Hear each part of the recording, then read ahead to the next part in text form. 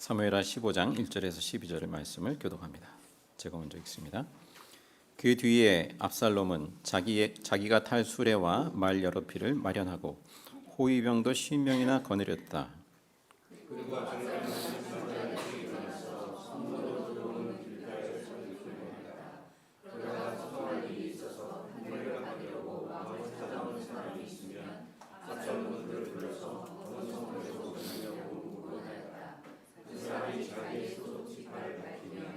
압살롬은 그에게 듣고 보니 다 옳고 정당한 말이지만 그 사정을 대신 말해줄 사람이 왕에게는 없소 하고 말하였다. 압살롬은 늘 이런 식으로 말하곤 하였다.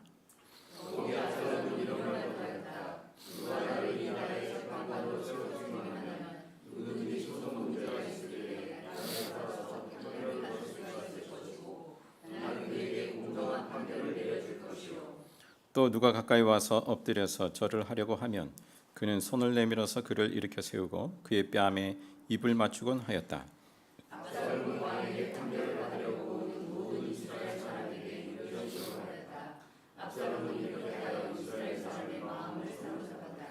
이렇게 4해가 지났을 때 압살롬이 왕에게 아뢰었다. 제가 주님께 서원한 것이 있으니 헤브론으로 내려가서 저의 서원을 이루게 하여 주십시오.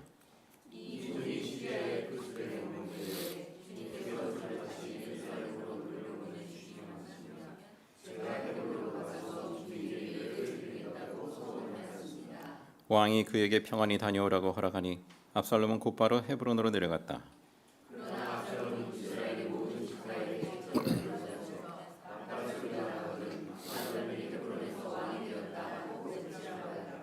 그때 200명이 압살롬과 함께 예루살렘에서 헤브론으로 내려갔다. 그들은 손님으로 초청받은 것일 뿐이며 압살롬의 음모를 전혀 알지 못한 채로 그저 따라가기만 한 사람들이다.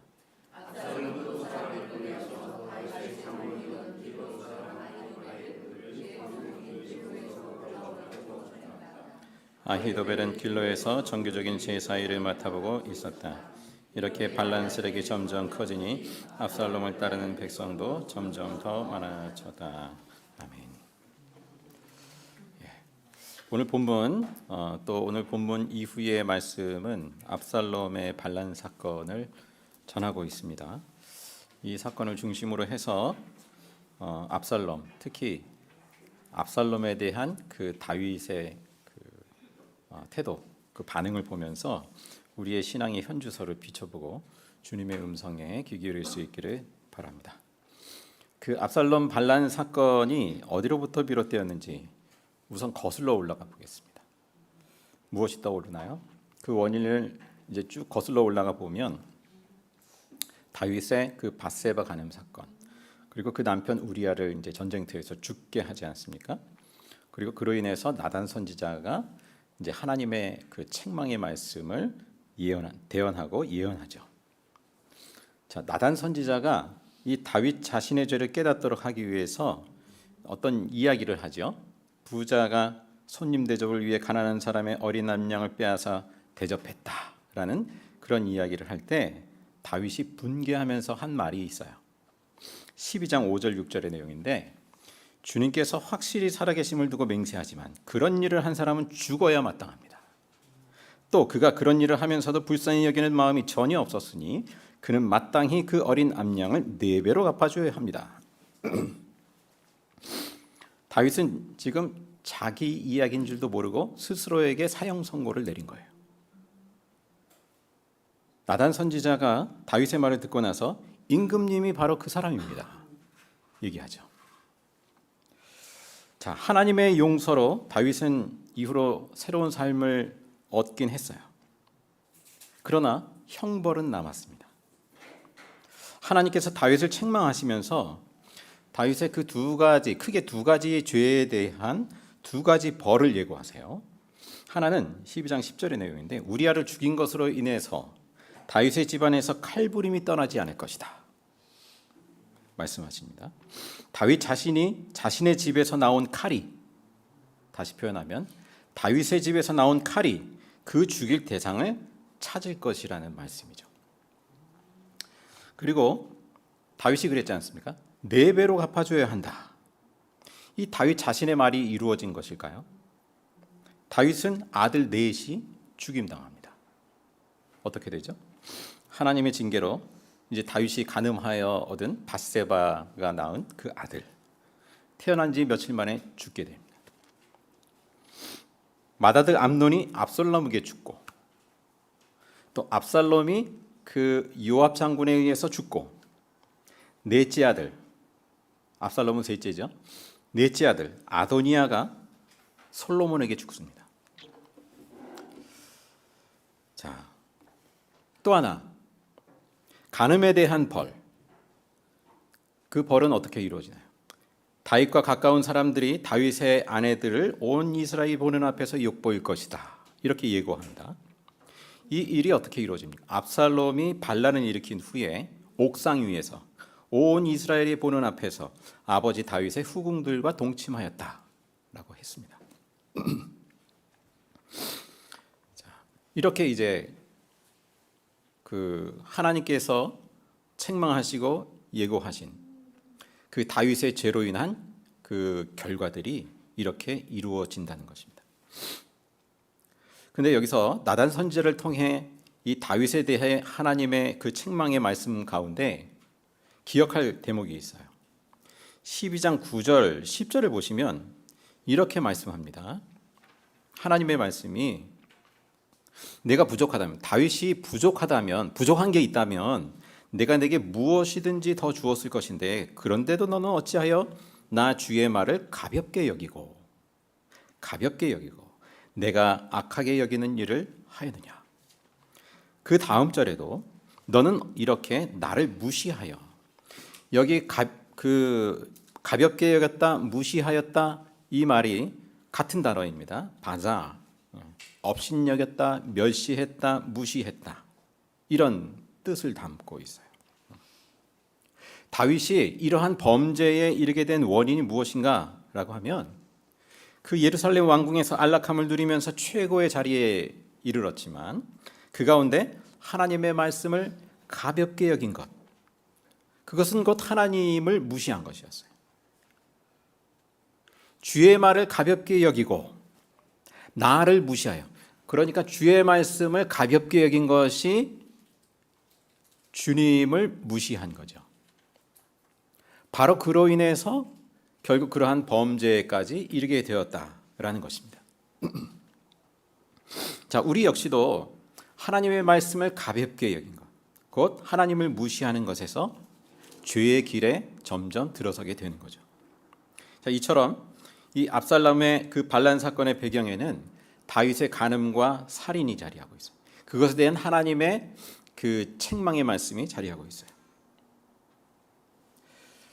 자, 다윗은 용서받은 죄인으로 이제 이후로 살아갑니다. 용서받은 죄인. 우리도 마찬가지죠, 사실은. 용서받은 죄인. 예수님의 십자가의 피로 용서받은 죄인. 다윗은 이후 과정에 잘못을 범하기도 하고요, 또 그로 인해서 문제가 증폭되기도 하고, 이런 면들이 있어요. 그런데 사울과 달리 다른 점이 있죠. 다윗은 회개하고 돌이키면서 하나님과의 교제권 안에 있어요. 그래도 사울과 이제 결정적으로 다른 부분이죠. 자, 다윗의 삶이 우리에게 보여주는 것은 비록 악한 죄를 범할지라도 죄에 대하여서 그 징계하시되 또 은혜로 다시 부르시고 회개에 이르게 하시는 그 하나님, 그 하나님과의 그 교제로 하나님께서 회복하게 하신다는 것. 하나님께서 그렇게 용서받은 죄인으로서 다시 서게 하신다는 것. 그것을 다윗의 삶이 우리에게 보여주고 있어요. 자, 이제 그 다음 내용을 보면, 압살롬의 반란 사건의 그 근원적인 배경에 이 다윗의 범죄가 있다면 직접적인 원인이 된 것이 있죠. 무엇입니까? 다윗의 맏아들 암논이 그 배다른 형제 압살롬의 누이 동생 다마를 억지로 동침해서 욕보인 사건입니다. 13장 21절에 가보면 다윗이 이 이야기를 듣고 몹시 분개했다고 그랬어요. 몹시 분개는 했는데 그 다음에 필요한 조치를 취하지는 않은 것으로 보입니다. 이 아버지로서 이 암논에게 뭐가 필요할까요? 어떤 조치가 필요할까요? 자신이 왕년에 그랬던 것처럼 하나님의 말씀을 무시하지 않도록 책망하는 것 필요하잖아요. 다시는 그러지 않도록, 그리고 다말에게 용서를 구하도록, 진정성 있는 용서를 구하도록 해야 하지 않습니까? 그런 어떤 적절한 징계가 필요하다면 그러한 징계를 할 필요가 있죠. 무조건 덮고 지나가는 것이 아니라, 또 딸 다말에게도 직접 위로하면서 그 상한 마음이 치유되고 회복될 수 있도록 해야 하지 않습니까? 그게 아버지로서의 역할이잖아요. 근데 다윗은 아무런 조치도 하지 않았어요. 자, 어떻게 공평과 정의로 백성을 다스렸던 그 대표적인 왕, 이 다윗이 이 자녀의 일에 이럴 수가 있나? 왜 그랬을까? 그 구약 성경을 헬라어로 번역한 그 70인역 성경, 이 예수님 당시에 보던 성경이 70인역 성경입니다.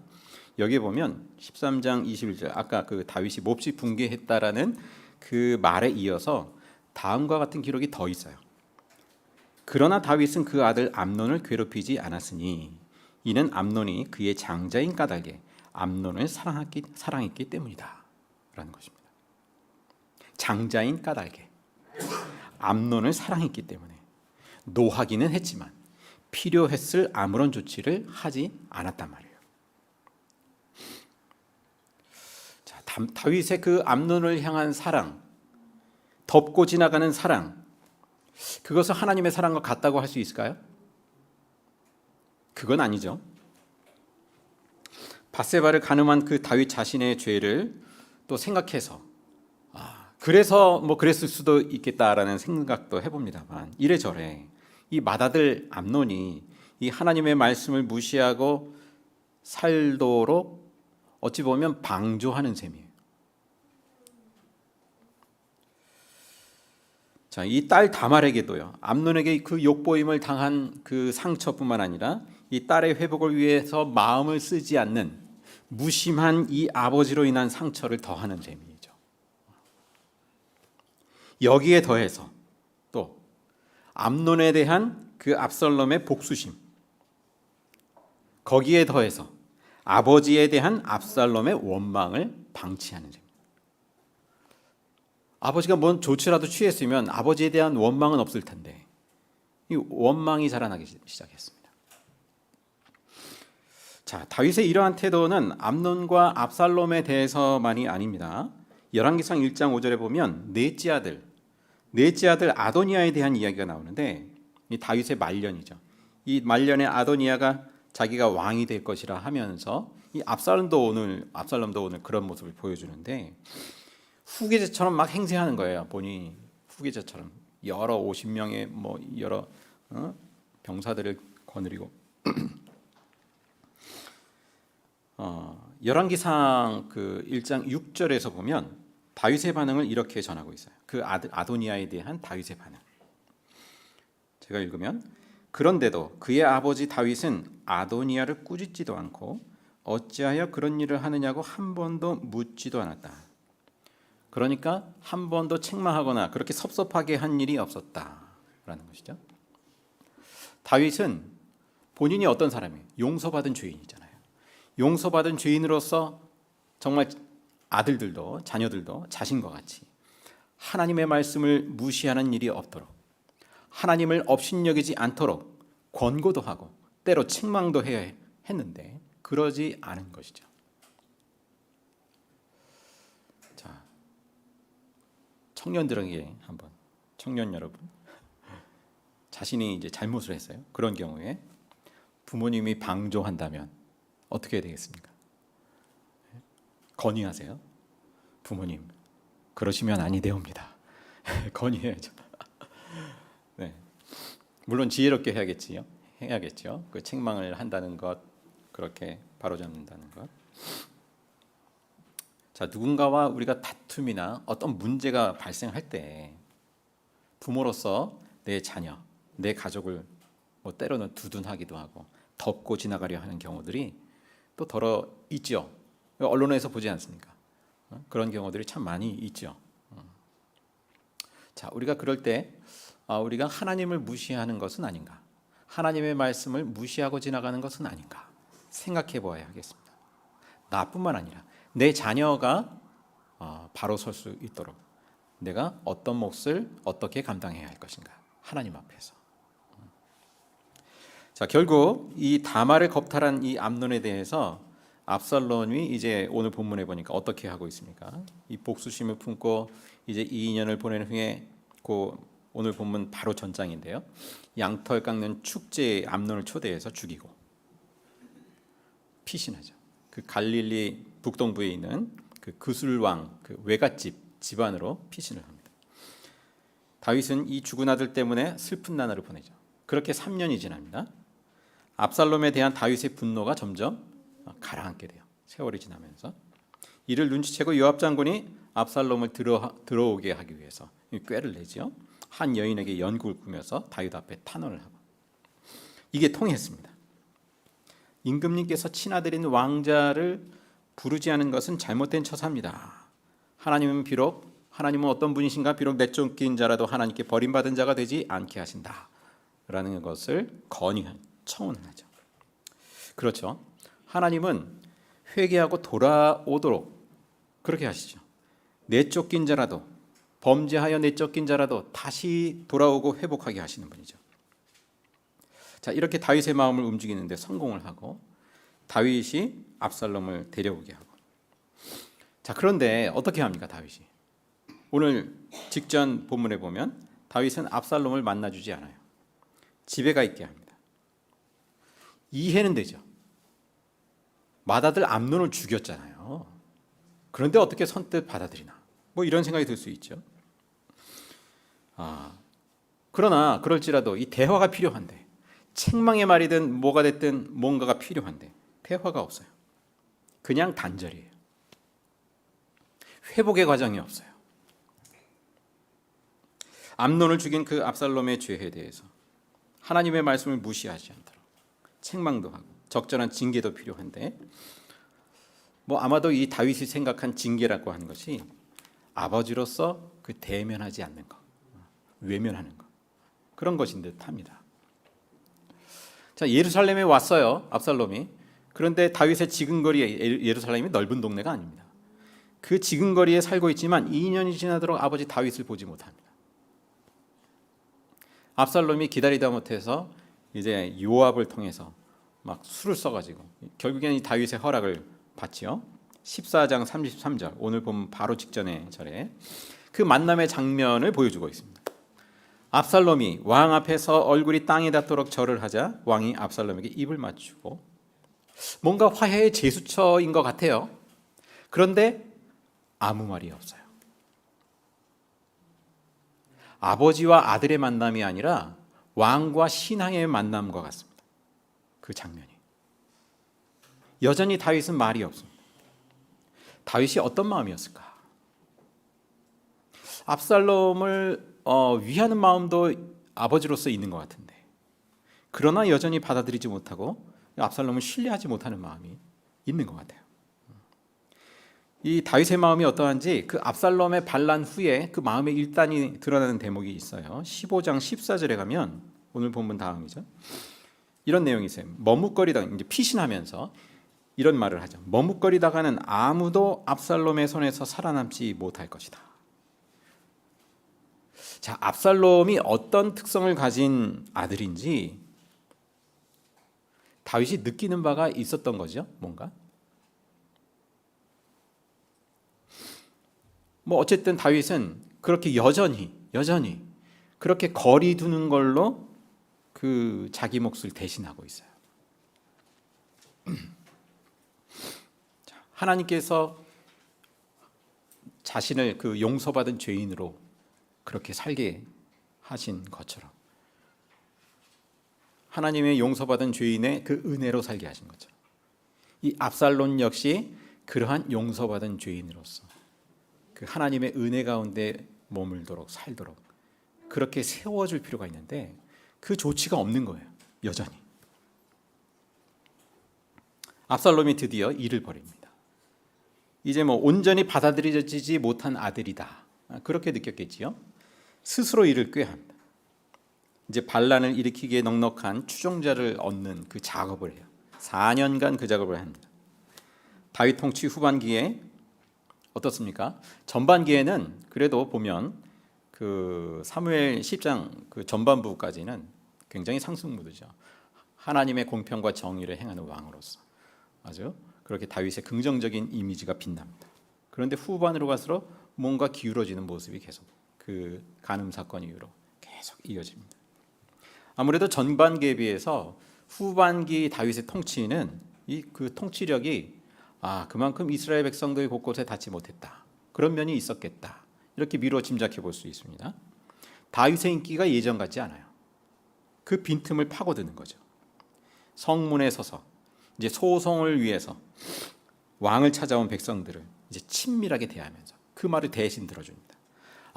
왕에게는 지금 그 당신과 같은 그러한 소송 그것을 그 말을 들어주고 다윗 왕에게 올려줄 사람이 없다. 이런 말을 하고. 그러니까 다윗 왕이 그렇게 세우지 않았다. 이런 뉘앙스예요. 그래서 여론을 자신에게로 돌리는 거죠. 자, 이스라엘 백성들이 볼 때 다윗은 지는 해입니다. 압살롬은 왕위 순위 1순위예요. 뜨는 별이에요. 점점 압살롬에게 기울어집니다. 8절에 보니까 오늘 본문 읽은 8절에 보니까 압살롬이 자기를 이제 종이라고 표현하죠. 종이라고 하면서 아버지 다윗을 속입니다. 이 종이 시리아의 구슬에 머물 때 주님께서 저를 다시 예루살렘으로 돌려보내 주기만 하시면 제가 헤브론으로 가서 주님께 예배를 드리겠다고 서원을 했습니다. 이렇게 이제 다윗을 속여서 압살롬이 헤브론으로 향하죠. 이제 예루살렘 밖에서 이제 눈에 띄지 않게 추종자들을 모으는 작업을 합니다. 그리고 예루살렘에서도 한 200명에 해당하는 사람들을 헤브론으로 초청을 합니다. 오늘 내용이 있죠. 헤브론은 어떤 곳인가요? 압살롬이 태어난 곳. 그리고 이제 원래 다윗이 헤브론에서 통치자가 되지 않았습니까? 그런데 예루살렘으로 천도를 했잖아요. 상대적으로 헤브론은 소외된 거예요. 우리가 이제는 이 순위로 마치 이렇게 밀려난 듯한, 예전에 한양이 그 수도가 성읍이 됐을 때 평양이 이제 변방이 되어 버리는 것처럼 이제 그런 심리가 작용하는 거죠. 자, 게다가 이제 압살롬이 그 다윗의 참모 중에 참모 아히도벨을 자기 편으로 만듭니다. 아히도벨이 어떤 인물인가? 유다의 길로 출신이라고 그랬어요. 그러니까 유다 헤브론을 중심으로 한 그 유다의 그 민심이 지금 어떻게 흐르는지를 아히도벨도 알고 있었을 것입니다. 그리고 현재 판세가 압살롬으로 기울어지고 있다는 것을 감지하고 있었을 것입니다. 이 정치적인 선택을 한 거죠. 굉장히 영향력 있는 인물이거든요. 이 인물에 대해서 16장 23절에 보면 이렇게 표현하고 있습니다. 16장 23절에 보면 사람들은 아히도벨이 베푸는 모략은 무엇이든지 마치 하나님께 여쭈어서 받은 말씀과 똑같이 여겼다. 다윗도 그러하였지만 압살롬도 그러하였다. 자, 아히도벨이 하는 말이면 꼭 마치 하나님께 받아서 말한 것처럼 그렇게 권위 있게 받아들인 거예요. 그만큼 인정받는 영향력 있는 아히도벨의 힘을 얻은 것이죠. 자, 압살롬은 이렇게 이미 계획한 대로 이제 헤브론에서 압살롬이 이제 왕이 되었다라고 이제 모든 지파의 소식을 전하게 했습니다. 자, 이 압살롬의 반란 이로 인해서 다윗은 그야말로 밑바닥까지 추락하죠. 이제 급히 예루살렘을 떠나서 요단강 건너로 피신합니다. 근데 역설적으로요, 이 밑바닥에 떨어지는 이 다윗 그 가운데에서 뭔가 이 압살롬을 이제 살리고자 뒤늦게나마 이 살리고자 하는 마음을 표현합니다. 18장 5절에 넘어가 보시면 다윗이 이제 압살롬의 군대와 전투를 앞두고 이렇게 얘기합니다. 나를 생각해서라도 저 어린 압살롬을 너그럽게 대해 주시오. 꼭 살려놓으라는 것입니다. 쿠데타를 진압하긴 해야겠는데 압살롬은 꼭 살려야 되겠다라는 것입니다.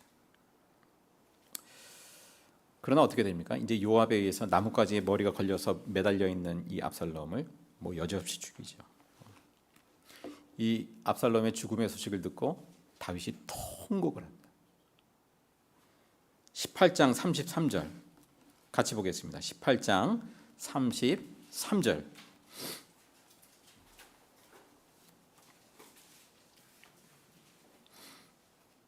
같이 읽어볼까요? 시작. 왕은 이 말을 듣고 마음이 찢어질 듯이 아파서 성문 위에 다락방으로 올라가서 울었다.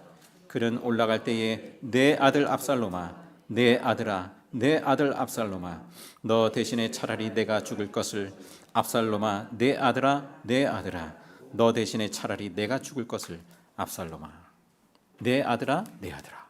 예, 울부짖죠. 압살롬이 죽은 후에야 비로소 내 아들이라고 불러요. 그 전까지는 그렇게 부른 대목이 없어요. 죽은 다음이야 뒤늦게 내 아들 압살롬.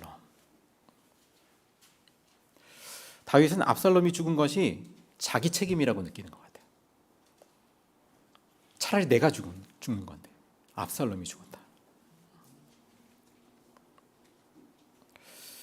다윗은 기회를 놓쳤어요. 어찌 보면 자기처럼 용서받은 죄인의 은혜를 입은 자로 살아가는 그런 아들 압살롬으로 세울 수 있었는데, 그럴 기회가 있었는데, 그런데 그렇게 세워주지 못했어요. 뭐 그 결과에 어찌됐든 아버지로서 그런 기회를 잃어버렸습니다. 다윗은 그렇게 이제 압살롬과 거리를 둠으로 해서 사실은 하나님과 거리를 둔 셈입니다. 압살롬과 거리를 둠으로 해서 하나님과 거리를 둔 셈입니다. 그것이 그 압살롬이 죽음에 이르기까지 다윗의 그 신앙의 현 주소였어요. 오히려 압살롬이 쿠데타를 일으킨 다음에 다윗의 영성이 다시금 깨어난다고 할까요?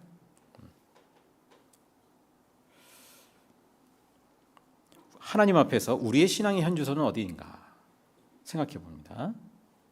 하나님 앞에서 누구와 외면하고 막힌 담을 두고 살고 그렇게 뭐 여러 모양으로 하나님의 말씀을 무시하고 하나님과 거리를 두고 있지는 않은가 라는 것이죠. 십자가의 피로 용서받은 그 죄인의 은혜를 우리가 잃어버리고 있지는 않은가. 우리 모두가 하나님의 말씀을 무시하지 않고 그 용서받은 죄인의 은혜, 그 은혜로 늘 살아갈 수 있기를, 또 그렇게 세워갈 수 있기를 간절히 바랍니다. 기도하겠습니다. 사랑과 긍휼의 하나님 아버지, 감사합니다. 저희를 십자가의 피로 용서받은 죄인이요 의롭다함을 받은 자로 이렇게 예배하게 하시니 감사합니다. 살아가게 하시니 감사합니다. 하나님의 말씀을 늘 존중하며 또 말씀을 따라서 우리 안에 보이지 않는 막힌 담을 허물게 하시고 불화의 그 원망의 불씨를 꺼뜨리게 하시고, 주님, 우리 곁에 맡겨주신 모든 이들을 또한 용서받은 죄인이요 주님의 십자가의 은혜로 또 의롭다함을 받은 그 하나님의 사람으로 세워가는 그 일에 저희들이 잘 쓰임받게 인도하여 주시옵소서. 감사드리며 예수님의 이름으로 기도합니다. 아멘. 주님 가르친 기도로 함께 기도하겠습니다.